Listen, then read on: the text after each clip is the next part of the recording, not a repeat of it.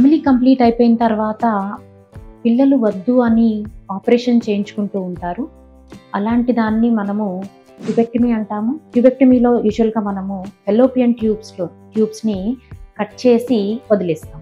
So ఆ cut చేయడం వల్ల శరీరంలో అండము వీర్యకణము న్యాచురల్గా కలిసి ప్రెగ్నెన్సీ వచ్చే అవకాశాన్ని పర్మనెంట్గా కోల్పోతాం.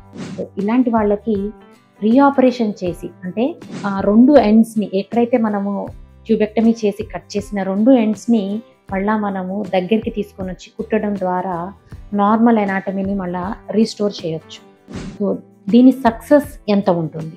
యూజువల్గా ట్యూబెక్టమీ రీకెనలైజేషన్ చేసిన వాళ్ళకి 50% సక్సెస్ అయ్యేదానికి అవకాశం ఉంటుంది.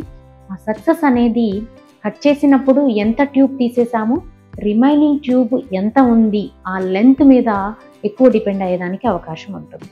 దీనివల్ల అడ్వాంటేజెస్ ఉన్నాయి, డిసడ్వాంటేజెస్ ఉన్నాయి.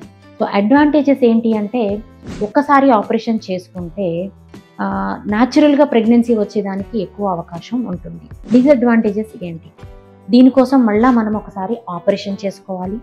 రెండోది, ఆపరేషన్ చేసిన ట్యూబ్ని మనము ఓపెన్ చేసి దగ్గరకు తీసుకొచ్చి కుట్టగలుగుతున్నాం, కానీ ఎంత ఫంక్షనాలిటీ ఉంది అనే విషయం మనకి తెలియదు. సో యూజువల్గా కొంతమందికి ఎక్టోపిక్ ప్రెగ్నెన్సీ, అంటే అండము వీర్యకణం కలిసి అదే ట్యూబ్లో ఇరుక్కొని పోయి అక్కడే బేబీ పెరగడం స్టార్ట్ అవుతుంది. కానీ గర్భసంచికి 9 నెలలు మోసేంత శక్తి ట్యూబ్కి 9 నెలలు మోసేంత శక్తి ఉండదు, ఎందుకంటే ట్యూబ్ పలచగా ఉంటుంది. సో అందువల్ల ఏమవుతుంది అంటే, ఎక్టోపిక్ ప్రెగ్నెన్సీ ఒక 8 వారాలు 10 వారాలు అయిపోయిన తర్వాత పగిలిపోయి అక్కడి నుంచి బ్లీడ్ అయ్యి ఎమర్జెన్సీ సిచ్యువేషన్లో ల్యాండ్ అయ్యేదానికి ఎక్కువ అవకాశం ఉంటుంది. ట్యూబెక్టమీ వల్ల ఇంకొక అడ్వాంటేజ్ ఏంటి అంటే, ఖర్చు పెట్టుకోలేని వాళ్ళు ప్లస్ మాటికి ఫాలో అప్కి వచ్చి పిల్లల కోసం ప్రయత్నం చేయలేని వాళ్ళకి ఇదొక వరం. ఈ ట్యూబెక్టమీ రీకెనలైజేషనే కాకుండా వేరే రకంగా ప్రెగ్నెన్సీ వచ్చే మార్గాలు కూడా ఉన్నాయి.